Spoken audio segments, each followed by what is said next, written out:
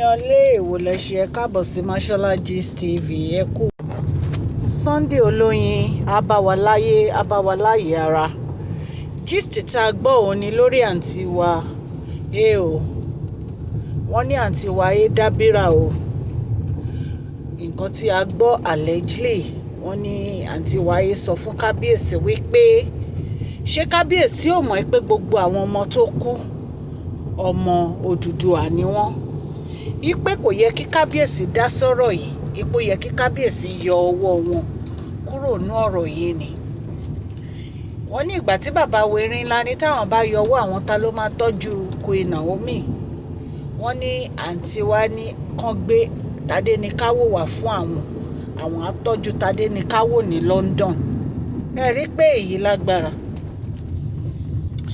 ẹ̀yin èèyàn lé wọ́n ní ẹ̀yìnkùlé lọ́tà wà inú ilé la ṣe ní ń gbé kábíyèsí ti mọ wípé àwọn èèyàn burúkú àwọn aṣebi ni àwọn dúró tì ni àwọn ń bá sùn ni àwọn ń bá jí ìwọ ní pé kán gbé Tadenikawo wá fún wọn ní London ìwọ fẹ́ tọ́jú Tadenikawo ṣé ìwọ ló bí Tadenikawo ni ẹ̀yin èèyàn yìí ẹ máa wicked o ṣé ìgbà tí nǹkan tó ṣẹlẹ̀ ṣe rè pé wọ́n mú Queen Naomi sínú ẹ̀wọ̀n ni the only thing tó ṣẹlẹ̀ ní pé Queen Naomi lọ sí police station wọ́n lọ kọ incident nǹkan tó ṣẹlẹ̀ because nǹkan tó yẹ kán ṣe nìyẹn wọ́n lọ report lórí nǹkan tó ṣẹlẹ̀ wọ́n lọ kọ side of her story kì í ṣe pé bóyá Queen Naomi wọ́n ò dín wọn pa sínú ẹ̀wọ̀n bẹ́ẹ̀ àwọn kan náà pa àwọn ọmọ yẹn náà inú wọn ò dùn wípé àwọn ọmọ yẹn kú inú wọn ò dùn nítorí àwọn ìjọba wa wọn ò ṣe nǹkan tó yẹ kán ṣe tó ń pa ará ìlú làwọn ọmọ yẹn fi kú because tí ò bá ń ṣe pé ebi ń pa àwọn ará ìlú ṣé àwọn ọmọ ọlọ́mọ ṣé wọ́n fẹ́ lọ síta wọ́n fẹ́ lọ ní àwọn fẹ́ lọ máa wá ibi tó ti fẹ́ fáwọn ní 5,000 naira àbí àwọn fẹ́ lọ síbi táwọn ti lè lọ jẹun ṣé bébí tó ń pa wọ́n ló jẹ́ kán ya bo Islamic high school kán tó rí gbogbo nǹkan tó ṣẹlẹ̀ níbẹ̀ ebi tó ń pa wọ́n ni náà ẹ̀yin wọ́n ń sọ pé ṣé kábíyèsí ò ní wé owó wọn nù no kábíyèsí á wọ owó wọn nù nítorí ẹ̀rọ pé gbogbo èèyàn ló ní ẹ̀mí ọ̀dájú tẹ̀yìn ní ẹ̀mí ọ̀dájú kí kábíyèsí fẹ́ kó yọ ọwọ́ wọn nù kó wẹ ọwọ́ wọn nù kúrò nínú ọ̀rọ̀ Queen Naomi ẹ̀yin èèyàn yìí ẹ burú o ẹ̀yin náà ẹ wo gbogbo àwọn tó yẹ pé wọ́n dìde tó ń praise Queen Naomi tẹ́lẹ̀ ìgbà tí ọ̀rọ̀ di bó ṣe dì í ẹ̀rí tó ń sọ ọ̀rọ̀ burúkú sí Queen Naomi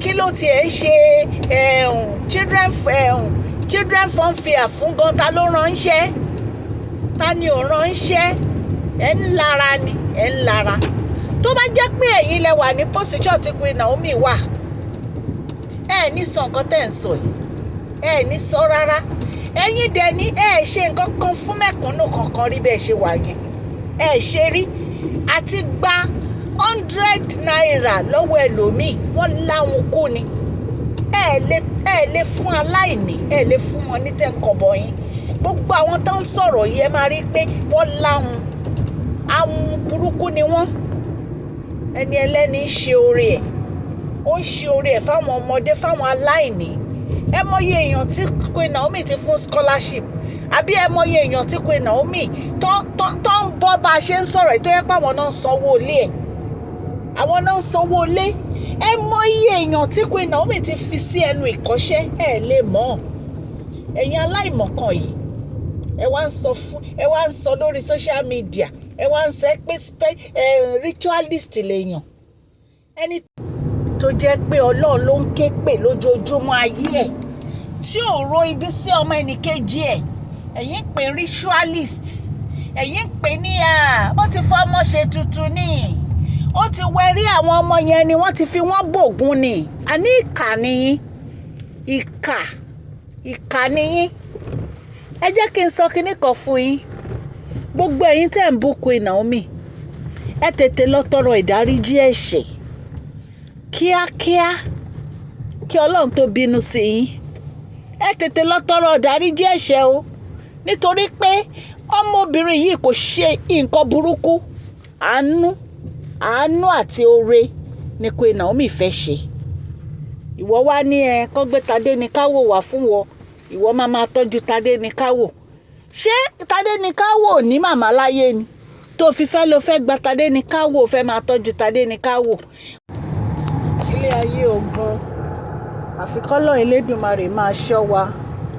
Àwọn sísí gbogbo yìí wọn ò jáwọ́ ogun o, wọ́n ń ja ìjà yẹn.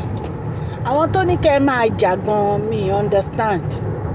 Tẹ́yìn náà dẹ̀ ń ja ìjà yìí, tẹ́yìn náà ń jà. Àwọn tó ní kẹ́ ẹ máa jà mi understand. Àfikọ́lọ́ Elédùmarè kó máa fi ṣọ́ ẹ̀ṣọ́ Queen Naomi. Mo mọ̀ pé olódodo kò ní kú sípò ìkà. Ọlọ́run Elédùmarè ọba aláàánú á wà pẹ̀lú Queen Naomi. Àwọn tí ó jẹ́ amòfin, àwọn náà mọ̀ wípé ebi ló jẹ́ kí àwọn ọmọ yẹn kán rí nǹkan tán rí, ebi àti ìyà. Nítorí pọ́mọ mi àti jẹ oúnjẹ àárọ̀ àtọ̀sán àtalẹ́ wàhálà ni fún àwọn òbí mi. Àwọn òbí kan wà tó jẹ́ pé oúnjẹ patí ni wọ́n lọ máa ń ṣà, tí wọ́n á kó sínú nylon, tí wọ́n á délé, tí wọ́n á máa yanjú ẹ̀ nílé tá máa fáwọn ọmọ wọn jẹ. Ìyà ń jẹ àwọn èèyàn o, ìyà ń jẹ àwọn èèyàn gan-an ni. Ẹ dẹ̀ mọ̀ wípé ìjọba wa wọn ò ṣe nǹkan kan sí ọ̀rọ̀ àwọn mẹ̀kúnnù. Wọn ò ní ìfẹ́ mẹ̀kúnnù kankan, ara wọn náà ń dù. Nǹkan tó fà á nìyẹn tí ìṣẹ̀lẹ̀ yìí tó fi ṣẹlẹ̀ sí àwọn ọmọ yìí. Kì í ṣe pé bóyá ó wu èèyàn kankan àbí inú Queen Naomi dùn láti jẹ́ kí àwọn ọmọ yìí kú. Inú wọn ò dùn. Ìbànújẹ́ ńláńlá ni ọ̀rọ̀ yìí jẹ́ fún wọn. Even nǹkan bá ṣe gbọ́ngàn wọn náà sunkún wọn ni wọn ò dákẹ́. Ẹ mọ bójú wọn ti ṣe wú, ara wọn á máa gbóná, orí á máa fọ́ wọn lórí ọ̀rọ̀ yìí ni. Inú wọn ò dùn sí o. Ẹ̀yin èèyàn lé, gbogbo ẹ̀yin tẹ́ dẹ̀ ń sọ̀rọ̀, tẹ́ ń pẹ́ ní ẹlẹ́ni lórúkọ tí ò ń ṣe tiẹ̀, ẹ múra sí i. Ọlọ́run wà lókè tó máa so oníkálukú ní èrè iṣẹ́ ọwọ́ ẹ̀. Kò jẹ́ bó ṣe jẹ́ ẹ̀yin èèyàn lé. Wọ́n ní bàbá wéré ńlá gbé láǹtí wa o. Wọ́n náà gbé láǹtí wa o. Pé kó gbẹnu jágbàjàgbẹ̀ kó gbé dání. Pé ṣé àwọn pè sọ́rọ̀ àwọn ni? Pé ṣé àwọn pè sí ọ̀rọ̀ àwọn ni? Kò jẹ́ bó ṣe jẹ́ ẹ̀yin èèyàn lé. Nǹkan tá a gbọ́ làwa torchlight sí.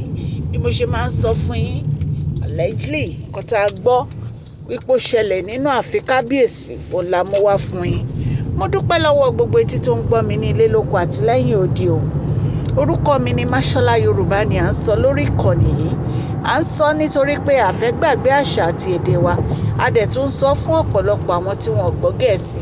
À ń sọ̀rọ̀ nípa celebrity gist, royal gist, politics àti gbogbo nǹkan tó ń ṣẹlẹ̀ ní agbègbè orílẹ̀-èdè bàbá wa ní ilẹ̀ Nàìjíríà. Tẹ́ bá ti subscribe, ẹ tẹ notification bell yín so that a bá ti post any gist ẹ máa rí. Ọlọ́run Elédùmarè á wà pẹ̀lú gbogbo etí tó ń gbọ́ mi o. Gbogbo wa ní agbára Ọlọ́run ọdún ayọ̀ ni àjọ máa ṣe o. Àní ṣe ọdún ìbànújẹ́ o ní agbára Ọlọ́run. Please share this video, like and subscribe. God bless you all. Mashola Gist TV ń kí yín o.